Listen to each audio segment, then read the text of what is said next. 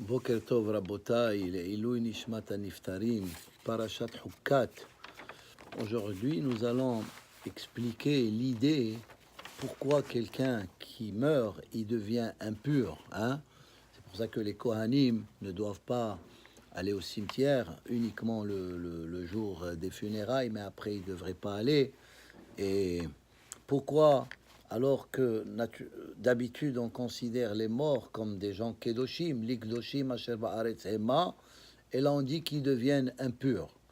Comme c'est marqué dans la Torah, Hannogea bemet lechol nefesh adam vetame shiv'at yamim. Il est impur, celui qui a un contact avec un mort, il est impur pendant 7 jours.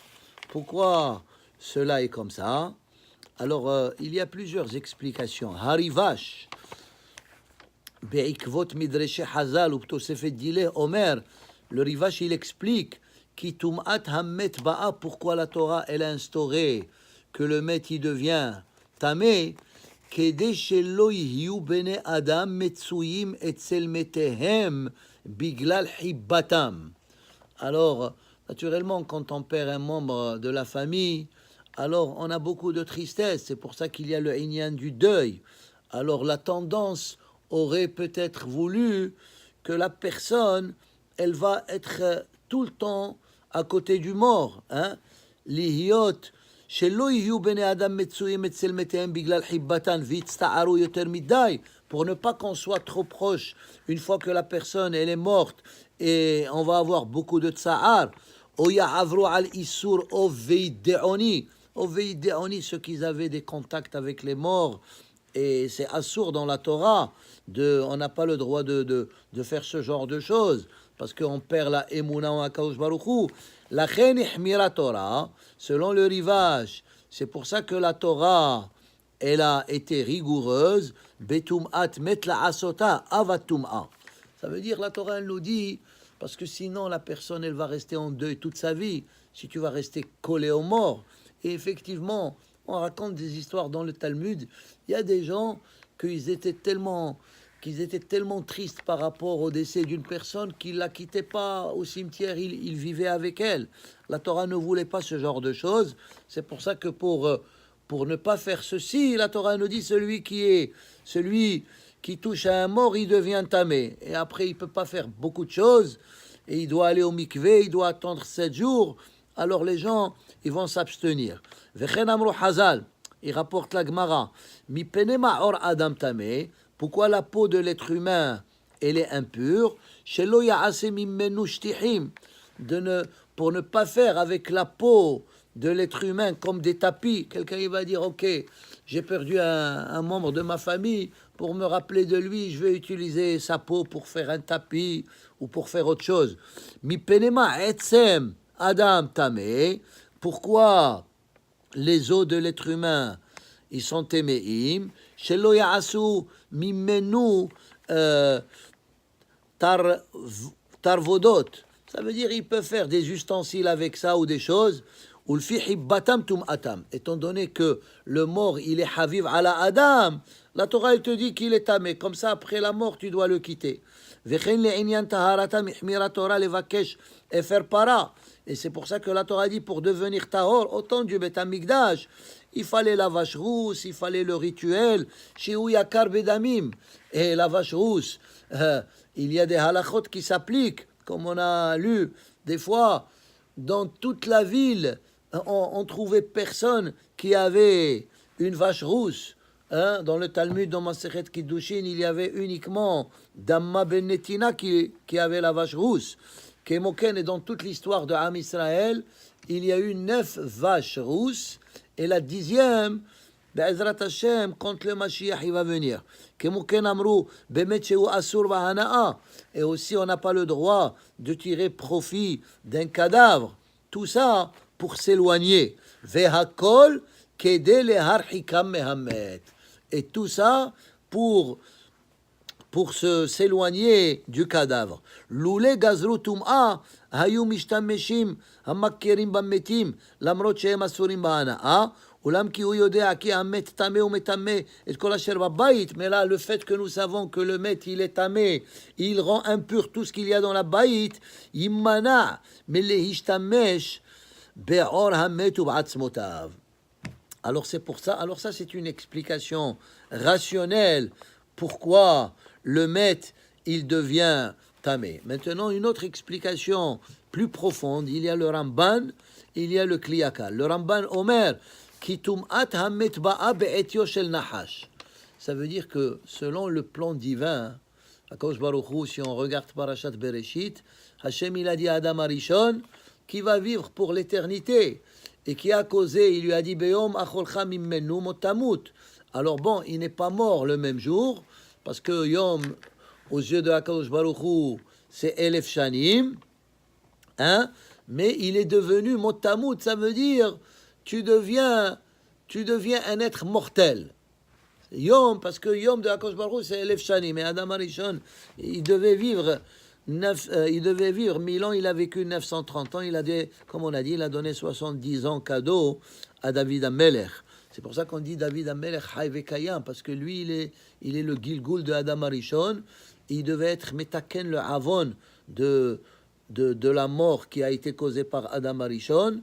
Alors c'est pour ça qu'on le considère Hay Vekayam, mais il ne dormait pas, parce que la Mita, la Shena, le sommeil, c'est le 1/70e, c'est le 1/60e de la mort. Alors bref, le Ramban il dit, étant donné que la mort, et qui a causé Adam Arishon de fauter, c'est le Nahash, Be'etzio shel Nahash, alors c'est ça, ça veut dire, quand on meurt, ça veut dire comme si on est puni par rapport au péché qui a été commis par Adam Arishon, et nous-mêmes, si nous n'avons pas fait de péché, nous serons encore en vie. Et le Talmud, il dit, En ha'adam met, ella ha'chet memit. Ça veut dire, la mort, elle n'est pas automatique. La mort, c'est par rapport au péché. Et il y a effectivement quelques tzadikim qui ne sont pas morts, ils sont montés gufun shama. Il y a aussi des tzadikim, malgré qu'ils sont morts, mais leur mort, elle n'est pas liée par rapport au péché de Adam Arishon. Hein? Alors c'est ça. En ha'adam met la het memit. Vous connaissez l'histoire de Rabbi Hanina ben Dosa. Il y avait un harod qui mordait les gens et il mourait. Et Rabbi Hanina ben Dosa, il a été, et le harod, il l'a mordu, et c'est le harod qui est mort. Et il a amené le harod au Beth Medrash, il leur a enseigné cette leçon. En ha'adam met ella ha'het memit. Alors, le mort, il devient tamé, c'est parce que la mort, elle a été causée par le péché, et celui qui est mort, ça veut dire que lui aussi, il a fait un péché, alors c'est pour ça qu'il meurt. Ulam, haniftarim bin shika, lo yetameu. Mais les tzadikim qui meurent, mitat neshika, comme c'est marqué concernant Moshe et concernant Aharon, et même Myriam, elle est morte bimitat neshika. Qui en ba tum'at han-nahash. Mitat neshika, elle n'a rien à voir avec l'impureté du nahash. Ve tzadikim enam nitma'im. Et les tzadikim, ils ne deviennent jamais tamés. Il y a ceux qui disent que c'est pour ça que les Kohanim, ils peuvent pèleriner les tzadikim, comme Rabbi Shimon Bar Yochai, et les Hilulot, Rabbi Meir Baal Hanes et d'autres tzadikim, parce qu'en réalité, ces tzadikim-là, ils ne deviennent pas tamés comme monsieur tout le monde. Alors c'est ça l'explication du Ramban. L'être humain, quand il meurt, il devient tamé, parce qu'il est lié au péché qui a été causé par le Nahash, et le Nahash, c'est le symbole de l'impureté, et c'est pour ça que le mort, il devient tamé. Maintenant, une troisième explication, ça c'est du Kli Yakar. Le Kli Yakar, il dit comme ça. Biglal sheha'egel garam mitala olam. Alors, si on prend l'histoire, il faut expliquer ça parce que c'est pas très clair. Ça veut dire que Hachem, ok, il a décrété la mort. Hein, après le péché de Adam et Hava, mais une fois que Am Israël, ils ont été à Matan Torah, ils ont reçu la Torah c'est marqué Harut ala luhot. Et Hachamim ils disent, Al tikre harut et la herut. Une fois que Am Israël ils ont reçu la Torah, ils sont devenus libres de Malach Hamavet. Ça veut dire quoi? Lo shehamita haita mitbatelet legamre. Cela, après Matan Torah, cela ne veut pas dire que la mort, elle a cessé complètement, parce que c'est pas logique. Ça veut dire que Am Israël, ils vont venir, ils vont vivre pour l'éternité, et les goïms, ils vont mourir. Mais on voit que c'est pas comme ça. Hein? On voit que même après Matan Torah,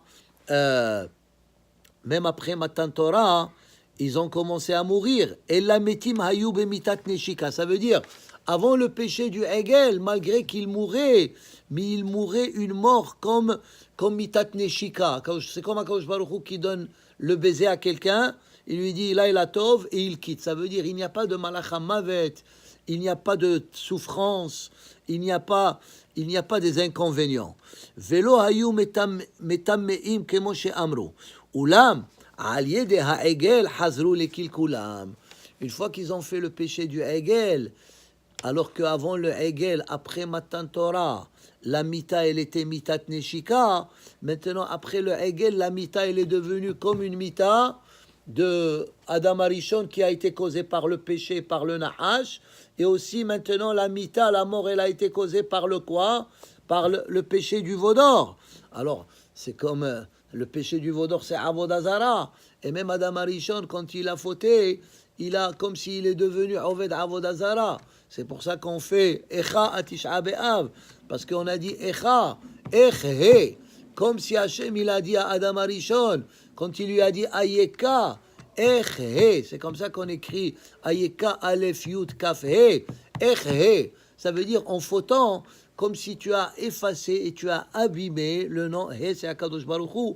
Il y a 2 fois He dans le Yud Kevav He. C'est pour ça que Hachem il a la lettre He pour dire que c'est Akadosh Baruch Hu. Alors, Al Yedei Ha'egel, Hazru lekil kulam.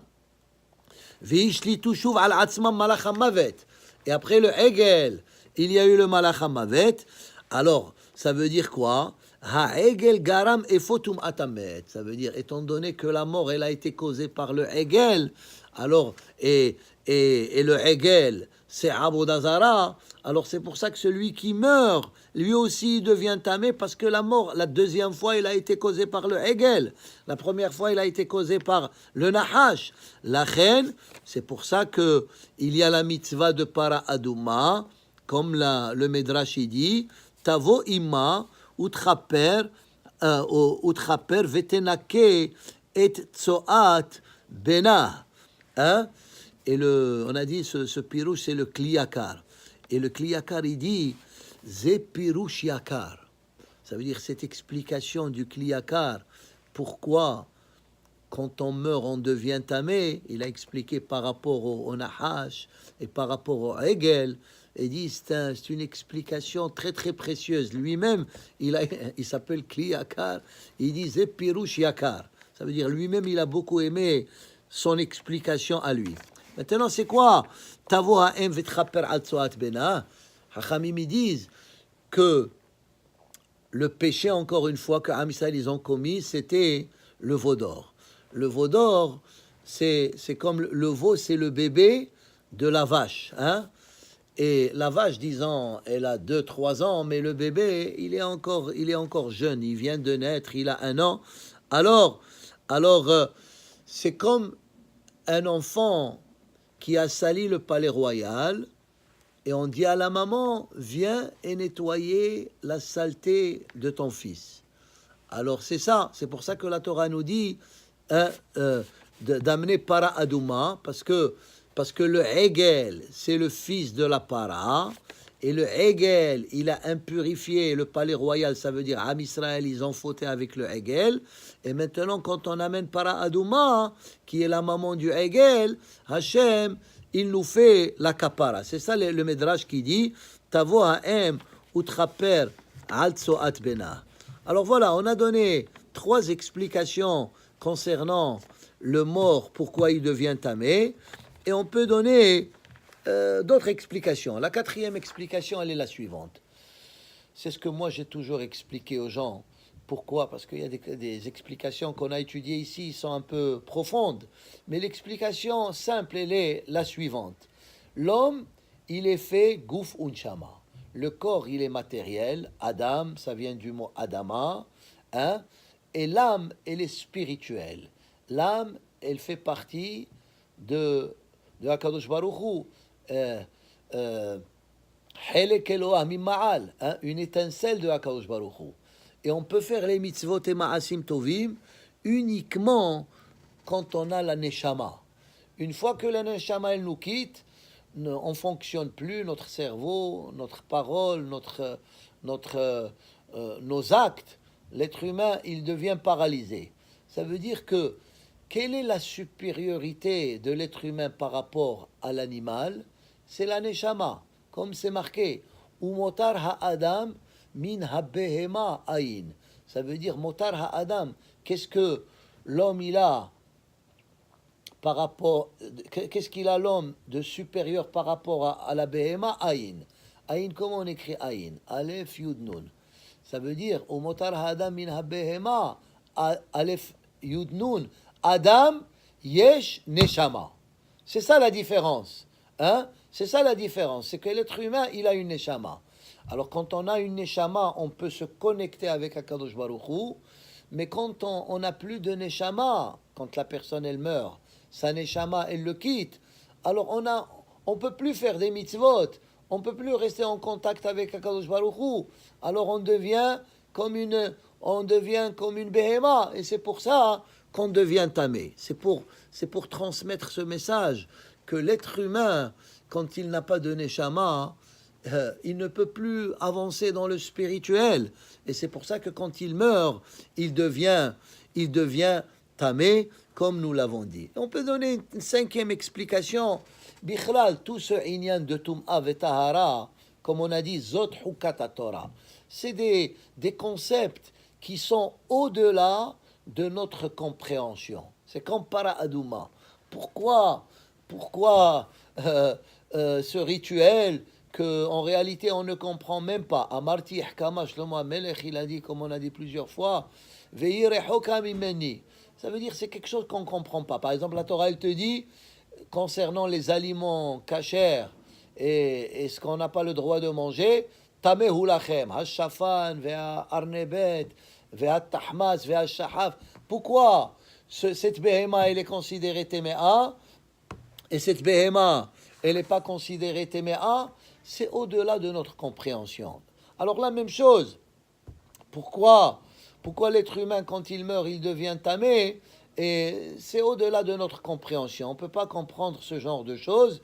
On doit les accepter parce que HaKadosh Baruch Hu, il nous les a ordonnées.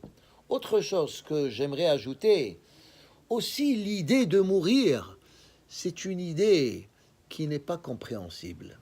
Ça veut dire que si on vient réfléchir, comment est-ce possible?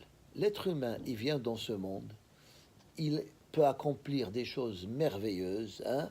Il peut bâtir, il peut écrire, il peut inventer, et après il meurt comme si cette personne, elle n'a jamais existé. Et comme il a dit Shlomo HaMelech, Tov ha'kelev ha'chai min ha'ari ha'met. Ça veut dire un chien vivant, il est plus important que un lion qui est mort. Et un lion ne veut pas dire uniquement un lion.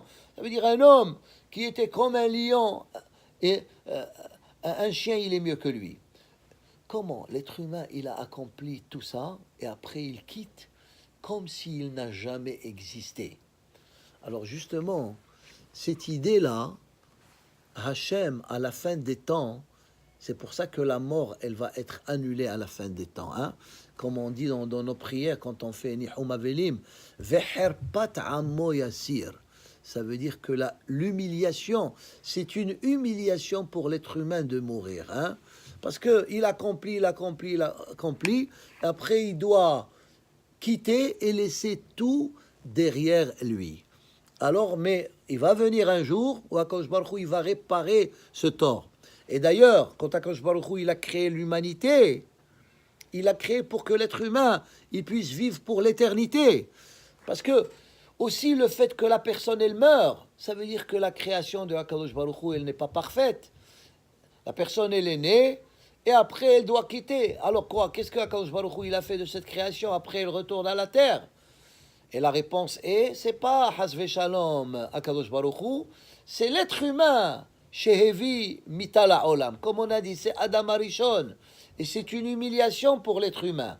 Alors jusqu'à, ça veut dire que la mort comme telle, Zot Hukkat Torah Adam Kiyamut, ça veut dire que la mort comme raisonnement, ce n'est pas clair.